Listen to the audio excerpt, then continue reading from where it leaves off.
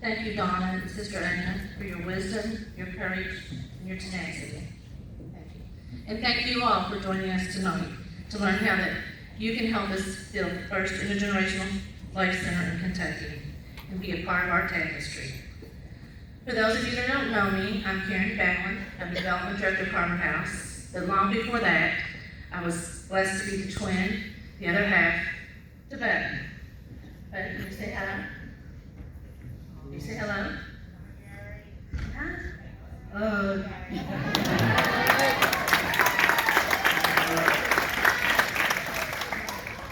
Bud's been a participant at Harbor House for 22 years, which is, as you can tell, is my purpose. He's our legacy, he's my reason for being there, and I'm blessed to be able to come to work with him every day. And he really looks forward to his time at Harbor House. I'd like to share with you the ways in which I can tell that Bud is happy to go to Harbor House. While he's not nonverbal, he's just not very verbal, and that's probably because I talk enough for both of us.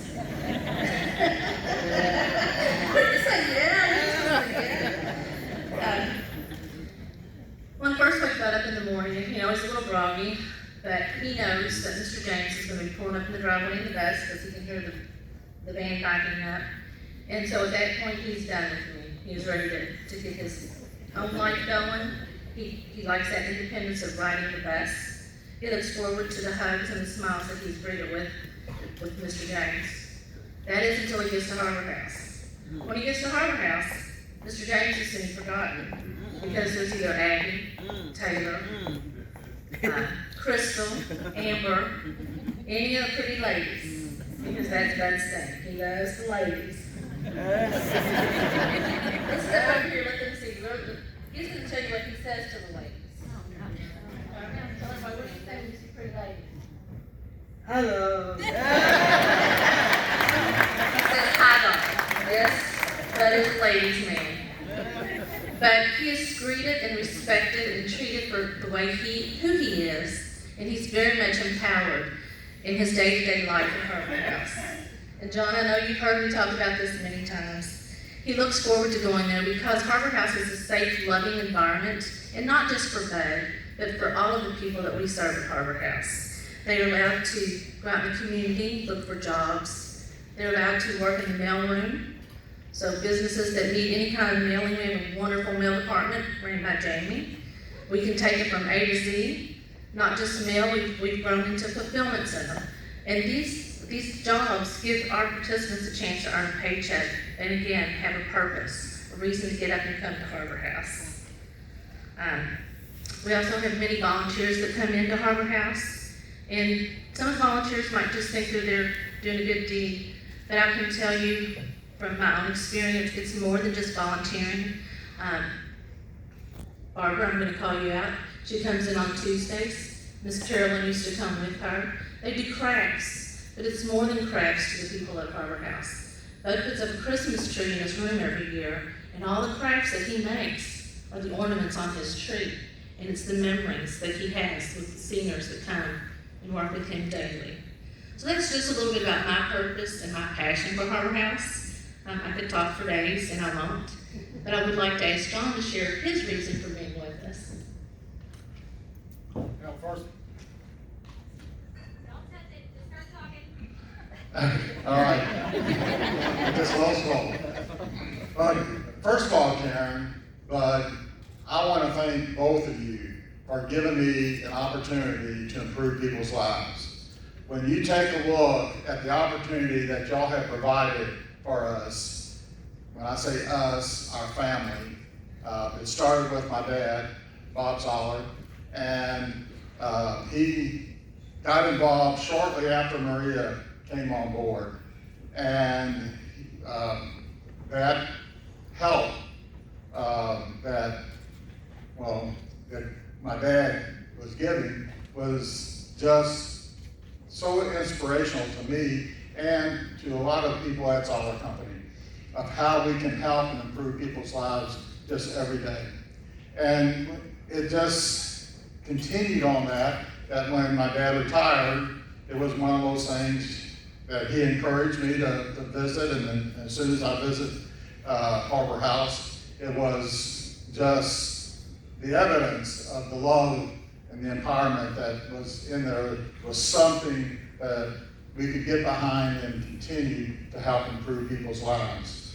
And so that whole thought process is what driving to us today. Because where we started from, what we build upon, where we're going, is to build a better community. One that is based on the love, hope, and empowerment.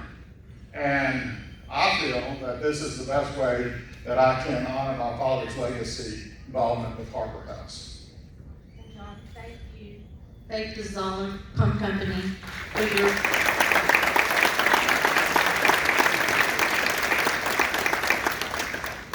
thank you for helping us with our mission so that we can serve more people in the community. We truly appreciate your support, and we wouldn't be able to do it without you and the generous contribution of $3 million to this campaign from the Zoller.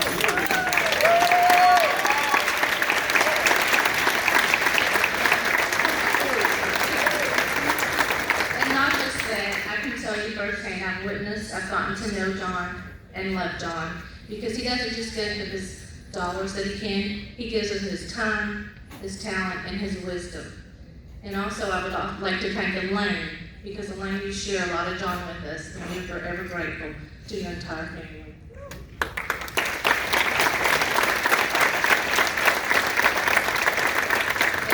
And as we talk about legacy and going forward, an intergenerational model, it takes me back to my childhood. Because you see, Bud and I were blessed to grow up in an intergenerational environment without even knowing it. We were the youngest of 11.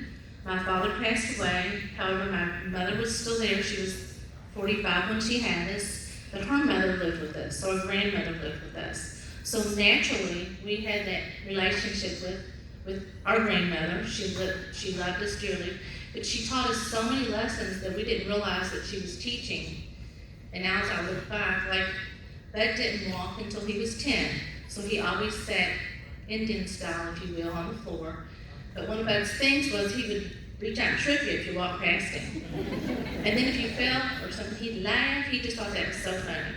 Well, one time he tripped my grandmother, and he made her fall, and she hit her head, and she cried. Well, when she cried, he became so upset. For weeks, he'd tell everybody, I made Mom cry, I made Mom cry. So from that point forward, my mom and my grandmother thought, how can we correct this behavior? Because this is not acceptable. We want him to be able to go out in the community, to have a life, but also to know right from wrong and how you treat and care for people. So we started something at home where we said good hands. Do you know what good hands are? Can you show them good hands? What's good hands? Good hands. So in a positive way, we taught Bud to change his behavior. And it wasn't just my mom and my grandmother that said it. The kids, we have little 2-3-year-old kids that we walk past like, good hands, good hands. So he taught that, and with those changes of his behavior, let him grow into who he is today and allowed him to come to Harper House, and they expanded on that. So they've taught him and many others to take what they can, to grow with it, to learn behaviors, and to care for each other. Most importantly, I think my reason for saying this is because that just taught Bud at an early age, and he doesn't forget. And it's very important for us to do that, and it's very important for us to get these generations together soon so that we can change more lives, because not everybody has that experience that we were blessed to have. You know, Karen, when you take that story, it just brings me back memories. I've been blessed with a large family as well, and I have 9 brothers and sisters. I've got a lot of first cousins. Elaine comes from a large family, and so we've been around the multi-generations all our life. You never even realized it. And when Maria presented this opportunity, it brought me back some memories that when Elaine's mom was in the Nazareth home, we would go up and visit, and of course we would bring our grandchildren. And it was just amazing to watch my grandchildren, my mother, great-grandchildren, and how they would interact. And as you can imagine, young children, they have a lot of energy, they don't sit still. However, when they would come and visit, Gigi is what they call her, they would crawl up into bed with her, and she would read them stories. And they would sit there for an hour, not moving, just hanging on every word that Gigi had to say. And it was just amazing to watch them. It made my mother-in-law's day, it made the children's day, and it just became just really exciting to see. And this intergenerational center that we are going to be building gives that opportunity to have those life experiences across the generations to be able to build upon and share with everybody. I agree. Those interactions between generations is the reason that we're here today. Harbor House has been serving individuals with disabilities for nearly 30 years. And now we know it's time to serve more people, not just people with disabilities. We don't want to keep people separated. It's about being together, being a community, and learning to help each other. And our mission at Harbor House has always been and always will be one of service and love. And I'm very honored and humbled to not just receive those services for 22 years, but to also make a difference in somebody else's life in this community, because I feel like that's where God wanted me to be. And that's why we're asking you here to do what we can to support us in that mission as we grow and go forward. And so you get to the point to where we are today. We're here because of a journey that started a long time ago, and as Maria has articulated in her life story of how we've gotten here. As being involved on the board, being able to encourage Maria and the staff to keep moving forward, but in a controlled manner.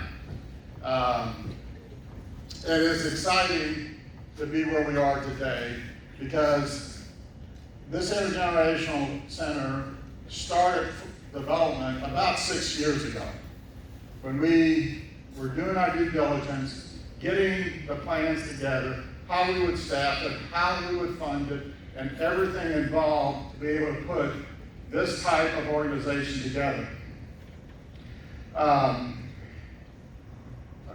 In late 2019, we started a proud phase of the capital campaign, and of course everybody knows what happened in 2020, so it was pretty much put on pause until earlier this year when we got started again.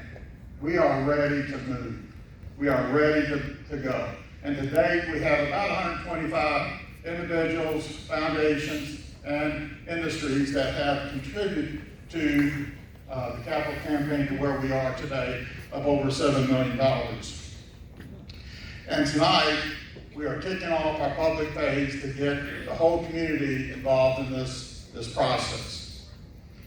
So we are inviting you to become part of the fabric of Harbor House and follow in our family and company's footsteps, honoring our past, living in the present, and connecting for the future. We hope that your experience with Harbor House is as enriching and powerful as it's been for our family. Through your donations, contributions, and involvement, a gift of your time, talent, and treasure, we, together, will continue to build the future. We all start at a level that is good for ourselves. Whether your support is in the form of time, talent, or treasure, we all have something to give. I know we are going to reach our goal. We will surpass that goal with your help. Your help is what we need to bring this vision to a reality. A community of intergenerational life centers. We are here tonight so that you can join our Intergenerational Lighthouse Society. With making that pledge, you can help build the future. And Hadley is here to tell us how you can do that.